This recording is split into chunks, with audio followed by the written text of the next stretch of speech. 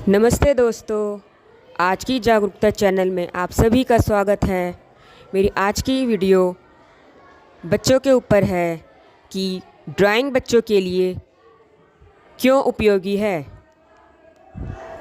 चित्रकला बच्चों के लिए किस तरीके से उनके पूर्ण विकास में मदद करती है, इस विषय पर मैं अपने विचार आपसे साझा करूंगी। चलिए दोस्तों, शुरू करते हैं। ड्राइंग बच्चों के लिए क्यों आवश्यक है। देखिए दोस्तों, बच्चों के सर्वांगीण विकास के लिए उन्हें कला के प्रति जागरूक करना बहुत ज़रूरी है।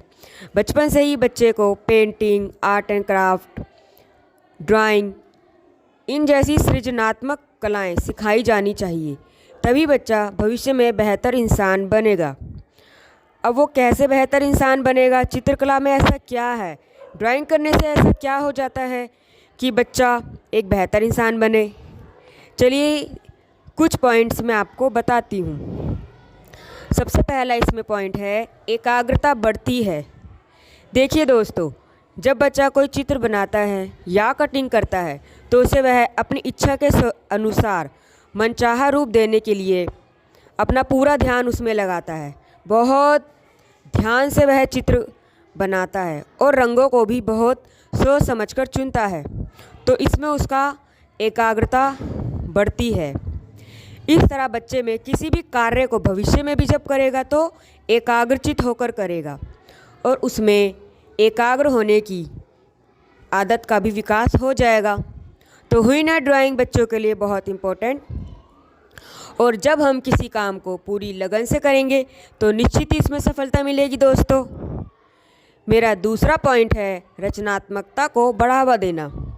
ड्राइंग से बच्चों की रचना करने की क्षमता में भी बढ़ावा होता है।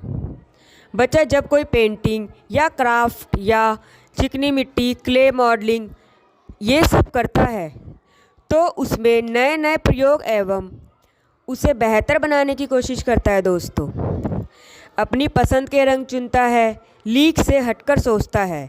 जैसे कि अब हम सबको पता है आसमान नीला ही रंग का होता है, पर बच्चा नीला रंग ना भरकर अपनी पसंद का दूसरा रंग भी भर सकता है, आसमान को और रंग बिरंगा भी बना सकता है। तो उसने कुछ अलग सोचा ना दोस्तों। और ऐसे में उन्हें रोकने की जगह बच्चे का नज़रिया समझे कि बाकी लोगों से हटकर सोचने की क्षमता उस बालक में है। ये सही है कि आसमान तो नीला ही होगा या आसमानी ही होगा, पर बच्चे ने अगर कुछ अलग सोचा है तो उसके दिमाग में मीन्स उतनी क्षमता है, बस उस क्षमता को ही दोस्तों हमको निखारना है। तीसरा मेरा पॉइंट है दोस्तों, योजना बनाने की क्षमता। चित्रकला व क्राफ्ट के माध्यम से बच्चा कोई भी काम करने से पहले उसकी योजना बनाता है। जैसे बच्चा यदि झोपड़ी बना रहा है तो उसमें कौन कौन से रंग भरने हैं, उसका चयन वह पहले से ही करेगा। या कौन सा रंग अच्छा लगेगा, इस चीज़ के बारे में बच्चा ध्यान से विचार करेगा। बच्चा सही गलत का अनुभव भी सीखेगा।